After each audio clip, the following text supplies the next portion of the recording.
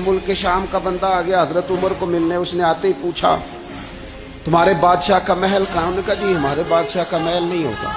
कहाँ है आपके बादशाह का महल? तो उन्होंने कहा महल शहल तो कोई नहीं, मस्जिद में होंगे अमीरुल मोमिनीन। बंदा कहता है मैं सोच में पड़ गया कि जिसके नाम से मेरा बादशाह कांपता है वो मस्जिद में होगा। गनमैन ही कोई नहीं, हटो बचो ही कोई नहीं, इधर उधर ही कोई नहीं, पहरेदार ही कोई नहीं।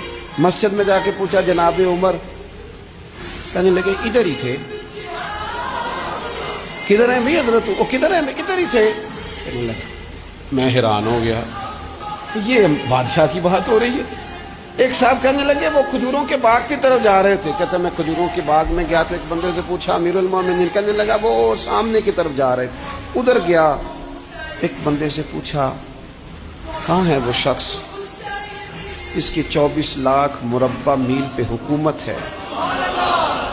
कहाँ है वो शख्स जो मदीने में बैठ के नारा लगाता है तो कैसर और किसरा कांप जाता है?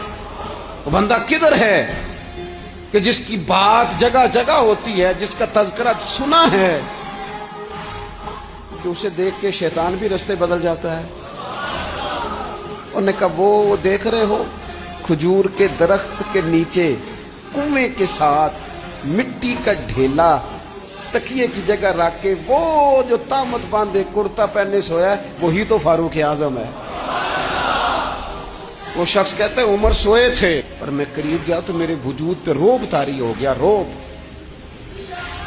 और मेरी जुबान से बेसाख्ता ये जुमले निकले कि उमर तू इंसाफ करके सोया है ना, तो मिट्टी के ढेले पे भी तुझे सुकून की नींद है।